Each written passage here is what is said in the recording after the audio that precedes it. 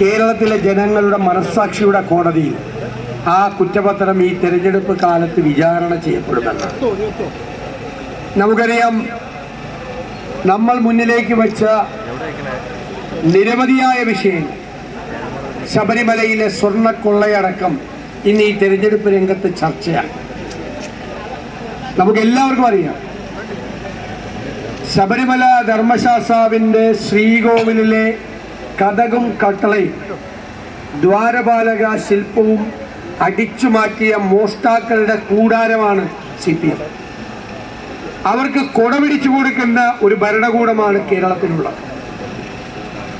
അവരിപ്പോൾ ചെയ്യുന്നത്, ഇന്നലെ കോടതി പറഞ്ഞതുപോലെ, ഇപ്പോൾ അറസ്റ്റ് ചെയ്യപ്പെട്ടവർ മാത്രമല്ല, വൻ തോക്കുകൾ ഇനിയും മുമ്പിൽ വരാനുണ്ടെന്നാണ് കോടതി പറയുന്നത്. ബിഗ് ഗൺസ് എന്ന വാക്കാണ് കോടതി ഉപയോഗിച്ചത്. ആ വൻ തോക്കുകൾ ചോദ്യം ചെയ്യപ്പെടാതിരിക്കാനും അറസ്റ്റ് ചെയ്യപ്പെടാതിരിക്കാനും വേണ്ടിയിട്ടുള്ള സമ്മർദ്ദത്തിലാണ് മുഖ്യമന്ത്രിയുടെ ഓഫീസ്. കാരണം തെരഞ്ഞെടുപ്പ് കാലത്ത് കോടതി പറഞ്ഞ വൻതോക്കുകൾ ചോദ്യം ചെയ്യപ്പെട്ടാൽ, അറസ്റ്റ് ചെയ്യപ്പെട്ടാൽ ഉണ്ടാകുന്ന ക്ഷീണം എന്താണ് എന്ന് മുഖ്യമന്ത്രിക്കും മുഖ്യമന്ത്രിയുടെ ഓഫീസിനും അറിയാം. ഞങ്ങൾ വീണ്ടും ആവർത്തിച്ചു പറയുന്നു, ഈ സ്വർണ്ണക്കൊള്ളയിൽ ഇതുവരെ അറസ്റ്റ് ചെയ്യപ്പെട്ടവർ മാത്രം CPM നേതാക്കന്മാരുടെ ജയിലിലേക്കുള്ളൊരു ഘോഷയാത്ര അത് ആരംഭിച്ചിട്ടേയുള്ളൂ. ഇനി ഒരുപാട് പേര് വന്നു ചേരാനുണ്ട്.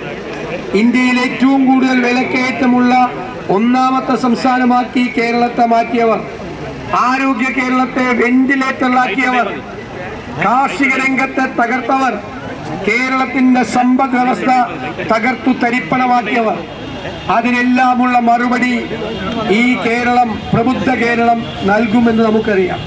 ഇത് തലസ്ഥാന നഗരമാണ്. ഈ തലസ്ഥാന നഗരിയിൽ കഴിഞ്ഞ വികസന മാന്ദ്യമാണ് ഈ തലസ്ഥാന നഗരിയിലുള്ളത്. ആ മാറ്റം നമുക്ക് ഇനി ഇവിടെ ഉണ്ടാകണം. UDF മുന്നോട്ട് വയ്ക്കുന്നത് ആ മാറ്റമാണ്.